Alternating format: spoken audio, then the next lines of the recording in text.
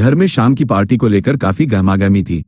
बहू आईने के सामने खड़ी होकर अपने चेहरे को संवार रही थी।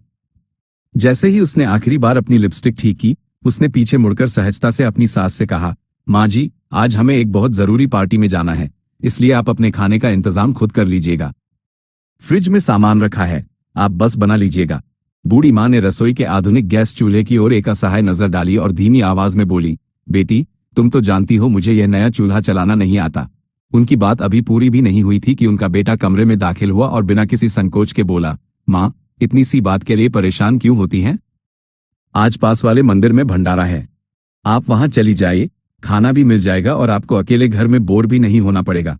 10 साल का रोहन एक कोने में खड़ा अपने माता पिता के इस व्यवहार को बड़ी गहराई से देख रहा था। माँ ने कुछ नहीं कहा, बस चुपचाप अपनी पुरानी चप्पलें पहनी और सिर झुकाए हुए मंदिर की ओर निकल पड़ी।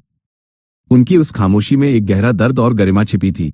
थोड़ी देर बाद जब पूरा परिवार कार में बैठकर पार्टी के लिए निकला, तो रोहन बिल्कुल शांत था।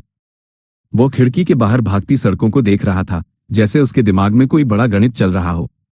अचानक उसने सन्नाटा तोड़ा और अपने पिता से कहा, पापा, जब मैं बड़ा हो जाऊंगा और बहुत सारा पैसा कमाऊंगा, तो मैं अपना बंगला किसी बड़े मंदिर के ठीक बगल में बनवाऊंगा। उसके पिता को लगा कि शायद रोहन की धार्मिक आस्था जाग गई है। उन्होंने मुस्कुराते हुए पूछा, ऐसा क्यों बेटा? क्या तुम्हें मंदिर जाना बहुत पसंद है?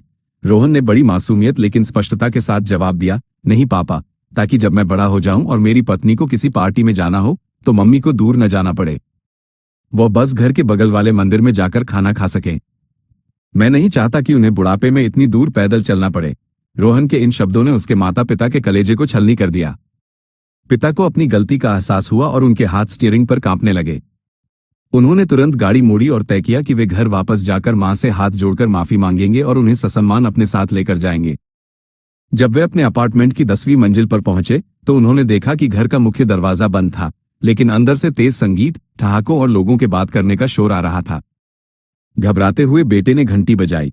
अंदर से मां की चहकती हुई आवाज आए, शारदा जी, जरा दरवाजा खोलिए, शायद हमारा पिज्जा वाला आ गया है। जैसे ही दरवाजा खुला, सामने का नजारा देखकर बेटे और बहू के पैरों तले जमीन खिसक गई। उनकी मां, जो अब तक उन्हें लाचार लग रही थी, जीन्स और एक चमकदार पीले टॉप में बेहद खुश नजर आ रही थी। लिविंग रूम में बिल्डिंग के कई अन्य बुजुर्ग दोस्त इकट्ठा थे। तेज म्यूजिक बज रहा था और सब हाथ में ड्रिंक्स लिए नाच गा रहे थे। मां ने उन्हें देखकर ठहाका लगाया और कहा, अरे बेटा, तुम लोग वापस आ गए? क्या पार्टी कैंसिल हो गई?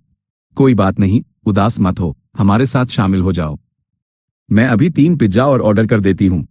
कहानी की सीख बुजुर्गों को कभी भी बेसहारा या कमजोर समझने की भूल नहीं करनी चाहिए। वे अपनी गरिमा बनाए रखने के लिए चुप रहते हैं, इसका मतलब यह नहीं कि वे लाचार हैं। याद रखें, जिस दुनिया को आप आज देख रहे हैं, उसे उन्होंने आपसे पहले और आपसे बेहतर देखा है। वे न केवल आपके माता पिता हैं, बल्कि अनुभवों का वह भंडार है जिसे कभी कम नहीं आंका जाना चाहिए।